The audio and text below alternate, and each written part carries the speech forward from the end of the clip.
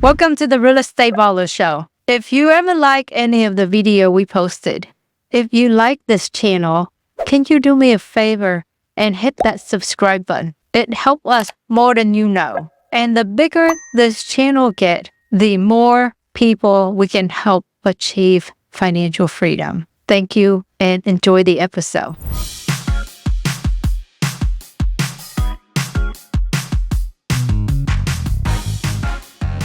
I've got two theories I'm going to pitch at you, and you tell me if you buy into these or not. So the first theory is that when jobs were all shifting, a lot of people went and became real estate investor flippers, HGTV and all these other reasons, and they had that on their mind.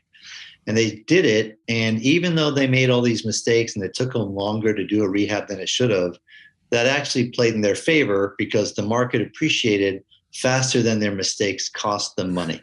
And so they were better by being worse at that point. Bingo. But it may start to turn the other way. And then that may shuffle people out of this space. Do you agree with that or not agree with that? Oh my God, I wholeheartedly agree with that. I think we've all, anybody who's actively an investor like we are, you've seen it. You've seen it happen in real time in front of you. Yeah. I agree 100%. And hopefully, and I don't wish bad on anybody, but we've seen this before when the recession hit. And it really took grip when it settled in and people really became aware that, hey, this is here. It's not going anywhere. There's no light at the end of the tunnel. That's how you feel at the beginning of it. We lost a ton of real estate agents, right? We've seen the same thing happen with real estate agents recently where they all big rush. At one point, we had more agents than active properties or properties for sale. So I think that's a stat that a lot of people have been throwing around. So the strong will survive. I mean, I'm trying to be politically correct about it, but only the strong will survive. Okay, so that's theory number one. Here's the next theory. Now this Adam and his theories. Here's the next theory. And this one may be more nuanced and maybe you may want to push back. We'll see.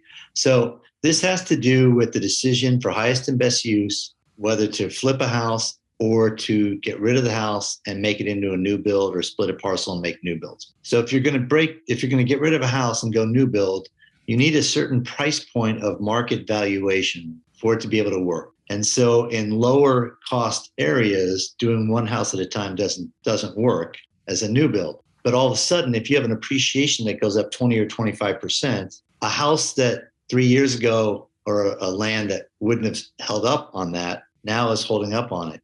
And so we're now seeing different markets that are sort of in that middle zone suddenly have more new builds. And we still have our lowest price markets still not have stuff knocked down and turned into new builds. Do you agree with it? And do you see it? And where does Detroit land in that? Because Detroit's traditionally been a lower priced space.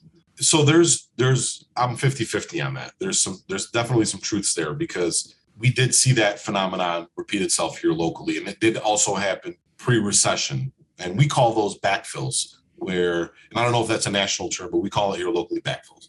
And that's what happens. Prices go up to a certain point where it makes sense to just add square footage basically and milk it for all it's worth. I think it was tamed a bit this year or this time around because so many of these other numbers, these other costs went up with it, like the construction costs, for instance, and the supply chain issues. So that calmed it down a bit in our market because our ceiling is a lot lower than other markets. I also think that in some of the lower price markets, let's say a Detroit per se, it's about the need or the usage of the future use of the property. And I think not enough attention is paid to that and the needs of the community. And I'm talking purely from a business perspective. If I'm going to enter into a community, I'm going to say, what are their needs? I know that, for instance, in Detroit, not many people are going to be able to afford a backfill new construction or something. They need apartments. They need affordable housing, but that doesn't need to mean, we're partnering up with Section 8 or we're doing something like that. It could just mean we just need some 3-bedroom, 1-bath, 1,000 square foot homes on a slab, So you're right. It's much more nuanced. I think it's market specific. I think it has to do with also a lack of financing available for these alternative projects I've described. Not a lot of people are willing to step in and fund them. But yes and no. Is that fair? That's fair. Yeah.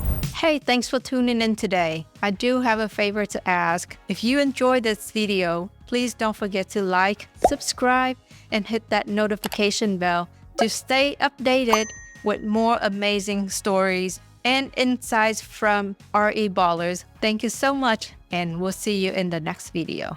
I've been asked a lot about passive investment, and I understand that there is nothing passive about being a landlord unless you can find a great property management company. So if you own an Airbnb, a vacation rental, or a short-term rental, and you are looking to free up your time, contact our team at Buzz Vacation Rentals at 281-549-8432, or check out our website at www.buzzvacationrentals.com.